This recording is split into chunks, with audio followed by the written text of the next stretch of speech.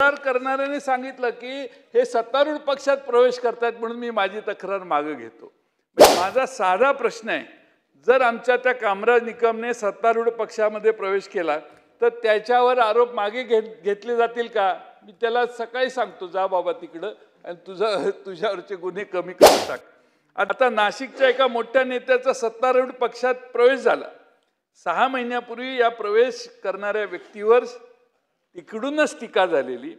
तो काहीतरी दाऊदचा साथीदार आहे, सलीम कुत्ता बरोबर पार्ट्या करतो असा आरोप केला गेला आणि अध्यक्ष महोदय 6 महिन्यानंतर लगेच त्याला सत्तारूढ पक्षात प्रवेश दिला गेला।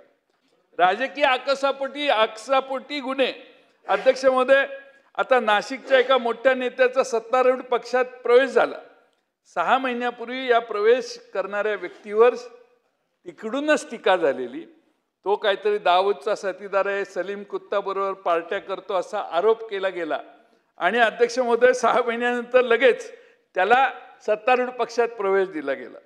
पण जो दाऊद हिंदुत्वाच्या विरोधात आहे त्याच्या सहकार्याबरोबर पार्टी करणाऱ्या व्यक्तीला पक्षात प्रवेश कसा मिळतो? क्रायटेरिया काहीतरी लावा यार, काहीतरी क्रायटेरिया लावा।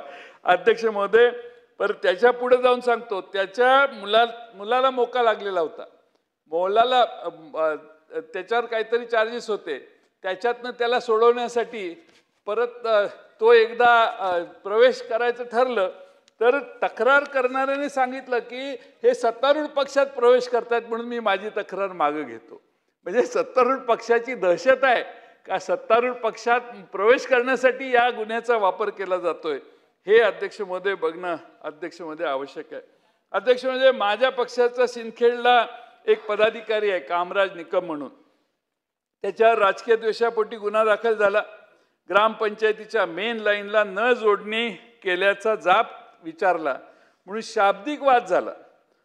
मारामारी नाही, काही नाही, पण राजकीय द्वेष एवढा की अनधिकृतपणाने शस्त्र बाळगणे, त्याच्यावर गुन्हे काय अनधिकृतपणाने शस्त्र, संध्याकाळी झालेली बाचाबाची, हे कसं काय? हे असं मेन लाईनला ग्रामपंचायतीत शक्यतो आपण जोडत नाही, कनेक्शन देत नाही, त्यामुळं प्रेशर सगळ्या गावचं कमी होतं म्हणून त्यांना विरोध केला। तर त्याच्यावर गुन्हे काय? तर शस्त्र बाळगणे, अनधिकृतपणे दरोड्याचा प्रयत्न करणे, जीवे मारण्याची धमकी देणे असा गंभीर गुन्ह्यात त्याला अडकवलं। अध्यक्ष महोदय, 1-2 महिने बिचारा आत राहिला।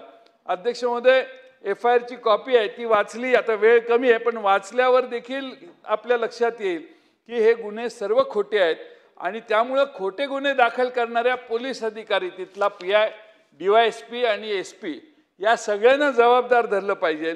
माझा साधा प्रश्न आहे, जर आमच्या त्या कामराज निकमने सत्तारूढ पक्षामध्ये प्रवेश केला तर त्याच्यावर आरोप मागे घेतले जातील का? मी त्याला सकाळी सांगतो, जा बाबा तिकडं आणि तुझ्यावरचे गुन्हे कमी करून टाक।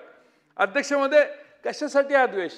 तुम्हाला एवढं बहुमत मिळालेलं आहे, त्या बहुमताबद्दल तुम्हाला शंका आहे का? काय प्रॉब्लेम आहे? आम्ही म्हणतोय ना आमचा पराभव झाला, तुमचा विजय झाला,